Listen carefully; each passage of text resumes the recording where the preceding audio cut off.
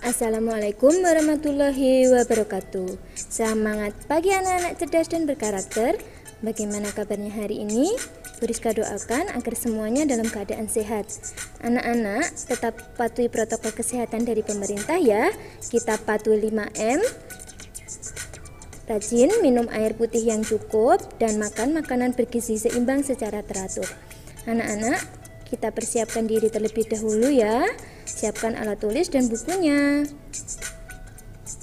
Kita berdoa dulu sebelum memulai pembelajaran. Berdoa mulai. Berdoa selesai. Anak-anak, hari ini kita akan belajar materi pendidikan lingkungan hidup kelas 6 bab 1, yaitu menerapkan kebersihan, kesehatan, dan keindahan di rumah, sekolah, dan masyarakat. Yuk simak video dari Bu Rizka, kita belajar bersama ya.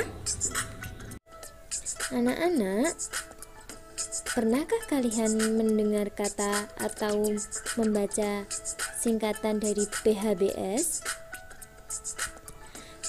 PHBS merupakan perilaku hidup bersih dan sehat.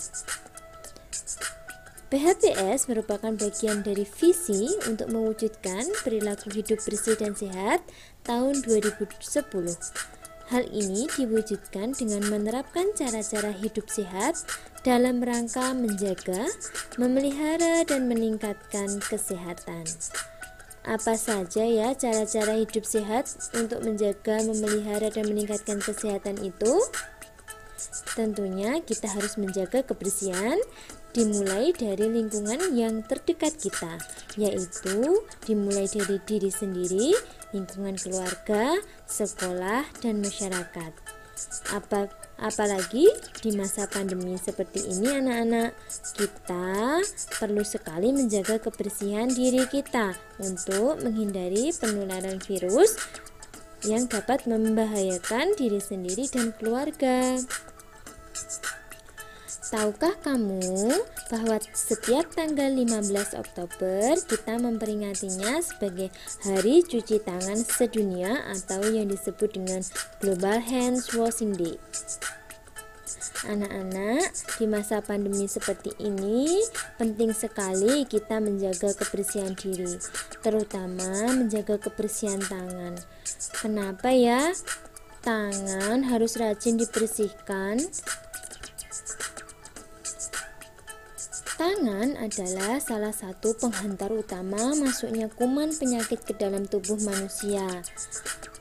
Hal ini disebabkan karena tangan manusia yang kotor, karena menyentuh kotoran atau benda-benda yang kotor, mengandung kurang lebih 10 juta virus dan 1 juta bakteri. Apabila tidak dibersihkan kuman dan bakteri, virus tersebut dapat masuk ke dalam tubuh kita. Kuman penyakit seperti virus dan bakteri tidak dapat terlihat secara kasat mata, sehingga sering kita abaikan dan mudah masuk ke dalam tubuh manusia. Contohnya ketika kita tidak sengaja, tidak sadar memegang suatu benda yang ternyata itu kotor anak-anak. Kita tidak mau cuci tangan, terus tangan kita yang kotor kita gunakan untuk memegang hidung. Kuman dan bakteri atau virus bisa masuk melalui saluran pernafasan kita melalui hidung. Apa yang terjadi? Nah, kita bisa terserang penyakit ISPA atau infeksi saluran pernafasan akut. Apabila kita tidak sengaja menempelkan tangan kita yang kotor untuk membersihkan mulut kita atau memegang mulut kita, maka kuman, bakteri, dan virus bisa masuk ke saluran pernafasan kita. Apa yang akan terjadi? Bisa saja kita terserang diare anak-anak. Nah, kasus diare dan ISPA di Indonesia atau di dunia itu ada yang sampai berbahaya, bisa menyebabkan kematian. Hampir semua orang mengerti tentang cuci tangan menggunakan sabun, namun tidak membiasakan diri untuk melakukannya dengan benar pada saat yang penting. Nah, ada banyak sekali orang yang tahu pentingnya cuci tangan tetapi tidak mau melaksanakannya dan mengabaikannya. Yang rugi siapa? Diri sendiri anak-anak. Menjaga kebersihan tangan berguna untuk mencegah penyakit masuk ke dalam tubuh kita. Menjaga kebersihan tangan dilakukan dengan mencuci tangan menggunakan sabun dan air yang mengalir. Sabun bisa membunuh bakteri penyebab penyakit anak-anak. Sabun yang kita gunakan boleh menggunakan sabun yang cair maupun sabun batangan. Tapi direkomendasikan menggunakan sabun cair saja ya, yang lebih higienis. Nah, 5 waktu penting untuk melakukan cuci tangan pakai sabun apa saja ya? Yang pertama adalah sebelum makan. Sebelum dan sesudah makan kita wajib mencuci tangan menggunakan sabun dan air mengalir. Kemudian yang kedua, sebelum menyiapkan makanan. Sebelum memegang peralatan makan dan menyiapkan makanan, wajib tangan dibersihkan terlebih dahulu ya anak-anak, supaya tidak ada bakteri, kuman, dan virus yang menempel. Yang ketiga adalah setelah buang air besar maupun setelah buang air kecil, kita wajib menggunakan sabun ya untuk cuci tangan. Yang keempat, sebelum memegang bayi. Bayi sangat sensitif terhadap kuman, penyakit, dan virus sehingga mudah atau rentan sekali tertular. Kemudian yang kelima adalah setelah mencepoki bayi anak-anak.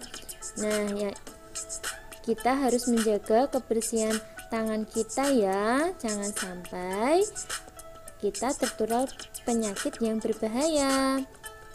Bagaimana langkah cuci tangan yang benar? Perhatikan gambar berikut ini. Gambar pertama yaitu basahi tangan. Gosok sabun pada telapak tangan, kemudian usap dan gosok kedua telapak tangan secara lembut dengan arah yang memutar. Gambar yang kedua, diperhatikan. Usap dan gosok juga kedua punggung tangan secara bergantian. Yang ketiga, gosok sela-sela jari tangan sehingga bersih. Yang keempat, bersihkan ujung jari secara bergantian dengan posisi saling mengunci. Yang kelima, gosok dan putar kedua ibu jari secara bergantian. Yang keenam, letakkanlah ujung jari ke telapak tangan, kemudian gosok perlahan. Yang terakhir, bilas dengan air bersih dan keringkan dengan tisu yang kering sehingga tangan menjadi bersih dan kering. Nah, mudah sekali bukan cara cuci tangan dengan sabun dan air mengalir? Coba ulangi dan praktekkan di rumahmu ya. Dapatkah kalian melakukannya dengan disiplin? Mulai hari ini, mari biasakan cuci tangan yang benar menggunakan sabun dan air mengalir. Hari ini sangat penting sekali anak-anak di masa pandemi COVID-19.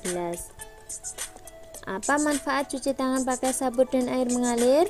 Yang pertama, adanya kesadaran untuk mampu melakukan dan membiasakan pola hidup bersih. Apabila kita sering melakukannya, maka akan menjadi kebiasaan dan menjadi pola hidup yang sehat anak-anak. Kemudian yang kedua, mengurangi jumlah orang sakit akibat bakteri dan virus. Hal ini dikarenakan mengurangi resiko tertular.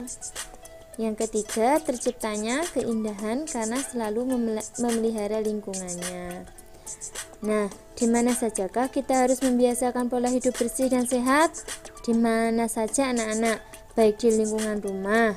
Di lingkungan rumah itu maksudnya adalah di lingkungan keluarga ya anak-anak. Kemudian di lingkungan sekolah, baik di dalam kelas, di luar kelas maupun di lingkungan sekolah. Yang ketiga adalah di lingkungan masyarakat, tempat kita tinggal. Nah, anak-anak, setelah membahas semua materi, maka tugas kalian adalah kerjakanlah uji kompetensi yang ada di layar ini. Kerjakan di buku tulis ya. Terima kasih. Demikian pelajaran pendidikan lingkungan hidup hari ini yang dapat Ibu sampaikan. Apabila ada kurang lebihnya, Beriska mohon maaf. Wassalamualaikum warahmatullahi wabarakatuh.